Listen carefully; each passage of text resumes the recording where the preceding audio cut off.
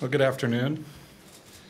On behalf of the Columbus City Schools, I extend my appreciation to the Auditor State and the Auditor's team for the thorough investigation of Columbus City Schools' student records concerns. There is no question that issues regarding the integrity of the district's student records have negatively impacted the perception of Columbus City Schools. We are committed to using the results of the investigation to significantly improve the accuracy and the integrity of our data systems and our public accountability for student achievement results. We have not been waiting. The district has taken substantial steps to review, improve, and develop new systems, increase data security, implement training, and to address specific personnel issues. In fact, we've begun to address nearly all of the citations and recommendations cited in the auditor's report. We will address the remaining in very short order. To date, we have updated protocols for changing records for student withdrawals, course grade changes, and grade level assignment. Created a student withdrawal checklist to help explain and track all aspects of student withdrawal processes. Implemented protocols for changing student attendance data within a certain number of days of the actual student absence. Streamlined the enrollment process by opening a central enrollment center for processing all new enrollment or changes in schools, for example, due to a change of address. We have amended and drafted a new policy addressing student attendance and enrollment expectations. We have established a district attendance accountability team with specific members responsible for monitoring and reporting the data. We have hired a supervisor for attendance and family support to work on initiatives designed to address student attendance, truancy, and behavior, and to promote a positive school climate. We've updated written instructions to principals regarding the end-of-year EMIS data verification procedures, clarifying the areas of student records that should be reviewed for completeness, including demographic data, test results, discipline, and so on. We have added the responsibilities of Attendance Accountability Administrator to an existing position in order to develop and monitor truancy and attendance data systems. We've installed a new student information system called Infinite Campus, which will strengthen the district's ability to collect and to use data. We've created an online attendance toolbox for students, parents, and the general public to use in understanding the district's attendance policies, regulations, procedures, and practices. We have implemented a whistleblower policy to provide a confidential, anonymous process in which employees can report claims of fraud, waste, and abuse. We've implemented specific training for secretaries and central enrollment personnel regarding data entry and documentation requirements with respect to student records. We've taken steps resulting in the departure of specific staff members implicated as having direct involvement in student records changes. We've established strict access protocols for data entry in student records and many other actions which are detailed in the audit management response. While we have progress in addressing concerns surfaced by the data investigations, we know our work is not done. We shall continue to adopt and revise policies and procedures that assure the integrity of our data and consequently improve the education we provide the district students. And importantly, we will stay focused on the execution of these policy and procedure changes that have already been made and would be made in the future. You know, my very first day on the job, July 1st, 2013, I met with Auditor Yost to get an update on the investigation and to commit that under my watch, I would do everything possible to ensure the auditor's investigators had our complete cooperation. Auditor Yost and I have continued to meet from time to time, and from my understanding, I've upheld my word. Not surprisingly then, the auditor's report details a long list of systems failures, human failures, and intentional inappropriate actions on the part of a small number of people throughout the district. I offer no excuses on behalf of the district. I can, however, pledge that as long as I am here, to the best of my ability, I shall not allow anything of this nature to happen again. One of the questions most frequently asked is, what about those Columbus City Schools employees who have been implicated for manipulating student grades or attendance records? Well, many of those identified in the report have already left Columbus City Schools, either of their own accord or through mutual agreement. However, and let me be clear, we intend to continue holding accountable those whose willful, deliberate, and inappropriate actions can be clearly documented. To that end, this morning, letters were delivered to individuals in whom there is evidence of wrongdoing associated with student records issues. The letters inform each of the staff members that they have been placed on unpaid leave and are being recommended for termination. There may be additional discipline as a result of the Auditor of State's investigation and any other issues we may uncover as we move forward. And there are specific processes that must be followed with respect to employee discipline and termination. We shall follow those processes. And just like any other responsible business or organization, will not comment on specific personnel actions with respect to specific people during this process. I commend our staff and our families, our community leaders, and our many business, civic, faith-based, nonprofit, and other partners for their relentless devotion to our students. In spite of everything, they have not allowed the distractions associated with the student records investigation to lessen their commitment to our students. In fact, we're pleased that our Reading Buddies program, staffed by volunteers from this amazing city, is growing daily. I encourage everyone to get involved and help our children achieve their literacy performance targets. Please consider modeling that the most important collective focus we can have as a community is to align our respective strengths and help our children achieve their potential. Truly, it takes a village, and in Central Ohio, that village is the state's capital city, a place where graduation from high school is both an economic imperative and a moral obligation.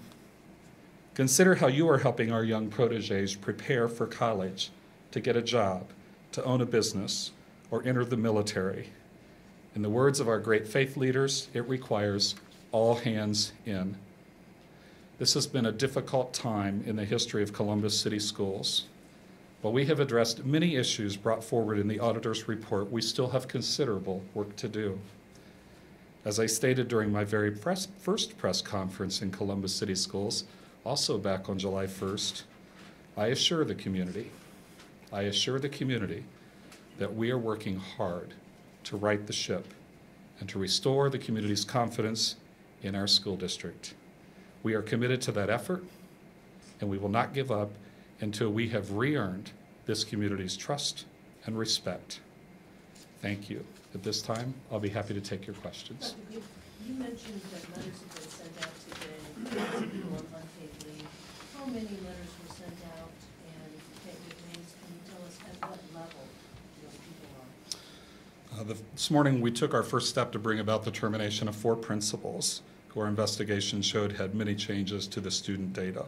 Those principals were Tiffany Chavers, formerly of Linda McKinley STEM Academy; Pamela Diggs, principal of Marion Franklin High School; Principal Christopher Qualls, principal of Independence High School; and Jonathan Stevens, principal of Mifflin High School. Superintendent, I'm sort of surprised what I didn't hear you say.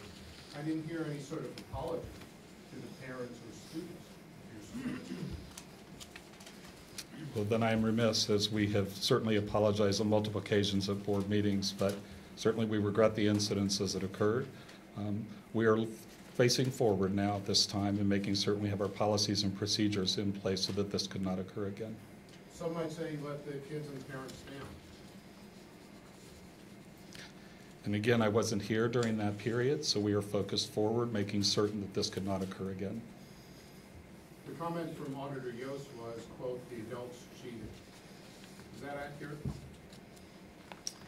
Certainly the adults that have been implicated and others to be named made decisions that would be inconsistent with their roles and responsibilities as administrators in this district. One of the other things that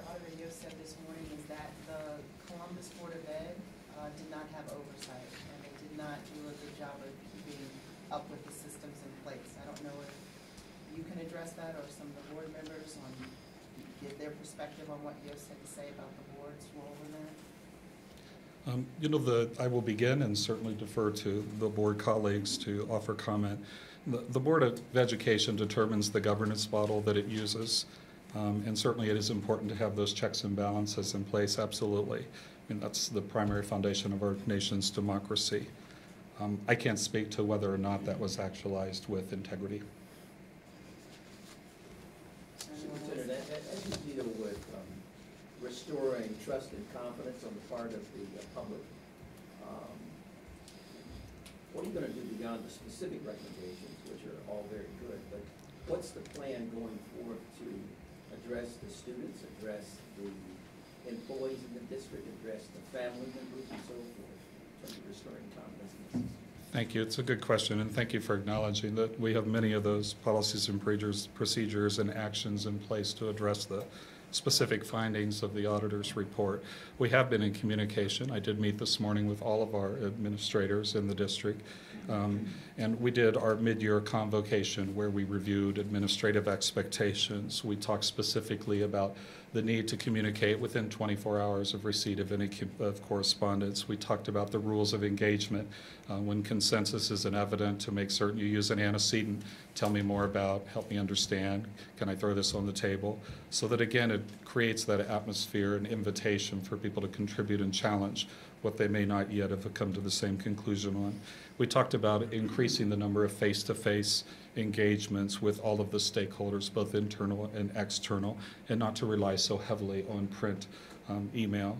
And we talked about the reminder, the adage we're all aware of: before you say something, before you write something, is it true, is it necessary, is it kind? Ways in which to increase our communication. We spent time talking about the third grade guarantee and what all can do. We talked about site-based management and how we'll take the next step next year, including allocating more resources to each site, both in terms of human capital and dollars, and allowing them to use a stakeholder-based engagement process to determine how they align those resources to evidence-based and research-based practices. We spent a considerable amount of time having questions and answers as well, and we had opened it up to the floor, and for the first time in my career in Columbus City Schools, which hasn't been all that long, we had many questions, and they were honest questions, and we gave honest responses. We did send a letter out to all of our faculty yesterday, describing what would occur today, and assuring them and congratulating them on continuing to keep their focus on student achievement, that this is an adult issue. How was it determined to give letters to these four principals? Was that based on the report by the auditor, or was this an internal investigation that was It's both and. We did conduct our own investigations here. However, we didn't want to take any actions that would have interfered with any of the investigations, and formal termination proceedings may in fact have done that. Our goal is always to have been thorough and fair in every employee discipline case we undertake. Waiting until we had the benefit of this report was very important. Do you anticipate there'll be more than just the 4 letters? Again, at this point, we want to make certain we take a look at all the evidence and evaluate that we enact that fair, thorough process, and make certain we honor the due process rights of those employees. Was there anything in the report from Yost that was inaccurate, or maybe that was subject of more further review, or didn't tell the whole picture? It appeared to me that the report was very thorough. It certainly gave a comprehensive historical perspective. Because I've only been with the district since July 1st, I cannot comment on the accuracy or what other perspectives may or may not have been honored in that report. There's a lot of changes in here that you are implemented or are implementing. Do you look at this as an ongoing process? Is this ever going to be kind of changed and made right, or is this an ongoing thing that always happens? I think we have considerable data fidelity at this point as a result of these processes and procedures. Again, the auditor speaks to this being a cultural issue, and it takes a while to change behaviors, but we do have very specific guidelines in place, and we have numerous support systems in place to help guide administrators if they have questions, and secretaries and others that may have access to the data. So it is always ongoing, But certainly I'm more confident that this couldn't occur again under many of the policies, processes, and procedures we have in place. Jennifer? Can you be more specific about how many employees and which ones left for mutual agreement through the district and that employee? And how many people have left that were associated in some way with improper data changes? When I looked at the list, the number appeared to be around 15 that are no longer with the district, including the 4 that received letters today. That's 15? Yes, ma'am. Okay. And, you know, when I say through mutual agreement, some of those, and I also said that some were on their own accord without any conversation. Just to clarify, you said including the 4, have they been removed or you just put them on leave? Today, they were given letters. Let me make certain I use the exact right language. Because I didn't interpret that they were gone. Yes.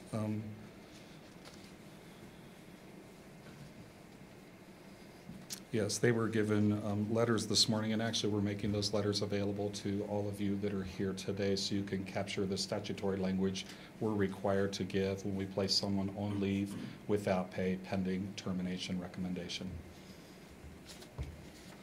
I don't have the letters in front of me. I'm sorry, That Tanisha. answers the question. Thank you. Bill?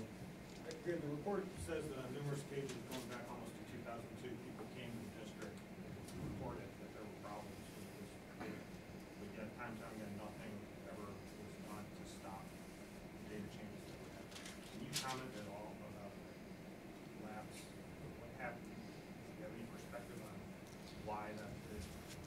You know, there are times I wish I did have perspective. I wish that I had insight into why individuals made decisions they made or didn't.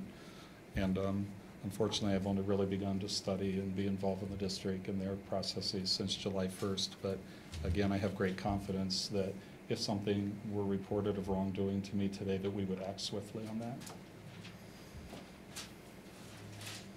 Can you elaborate on the other 15? Are they like secretaries, administration, who are the others? Both and. Do we have anything else? I actually have a question for board members. I can't see you back there. So the audit today was pretty clear that some of the failures that happened regarding the data that happened in the district were the response of basically lax oversight by the board. That you were not examining what was happening in the administration. And maybe this is a question from Mrs. Purdy since she was the president, but I mean, how do you respond to that? Is this a problem of the board not overseeing what was happening within the district? Thank you for the question. What the auditor said today was that the fact that the board was relying upon policy governance to exercise most of its oversight over its staff may have allowed for some of this to happen. And so the board's response to that is we have committed to reviewing our governance structure, and we are reviewing that and do anticipate making some changes to that. In layman's terms, can you just explain what that means? You were following policy governance, like, in layman's terms, what does that mean? That's how did you operate? Policy governance is a governance framework that was adopted by the board a number of years ago, and we can get you a copy of that if you don't have it. But it's a way to keep the board at a very high level in its monitoring of staff activity. So, Jen, how many of the students were affected by the data manipulation total? I don't have the answer to that in front of me. I'd be happy to get that information through our communications office. Has anyone ever looked at the racial impact of this? Whether there was a disproportionate number of African American students that were affected by the data manipulation? Certainly once we have access to all of the working papers, that would be a sort we could conduct to determine whether there was a disproportionate impact. It's a good question. Thank you. And you can all thank me because I wanted to do this outside today. You know my family's in Wasilla, Alaska, so this is nothing to me. What's the real message you want to get to parents about this? What the steps you're taking, these letters, what's the takeaway for parents? I think the takeaway continues to be that of all the recommendations and findings in the report, we're well on our way toward having, again, policies and procedures, training, checklist to assure that it could not occur again, that we have a number of accountability committees and oversight mechanisms now to assure that the data will have fidelity. But again, most importantly, that we continue to be focused on student achievement and assuring our students achieve their potential. And we won't allow the actions of adults to interfere with what our true mission is. One last question.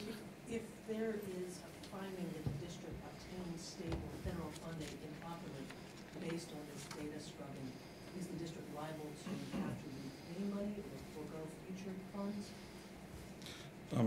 It would be highly unusual for the federal government to issue a clawback provision. That is always a possibility if there's a finding that funding was awarded inappropriately based upon the actual average daily membership that was submitted. Bill? If in fact the report is suggesting that policy governance played a role in what is described as appearing to be like massive fraud that was perpetrated on the students and parents, is it enough to just review policy governance sometime in the future? Is that a strong enough statement? You want to respond? Bill, what I said was the board is reviewing policy governance and its governance framework now. We're not waiting, we're doing it now. We've already started it. Thank you.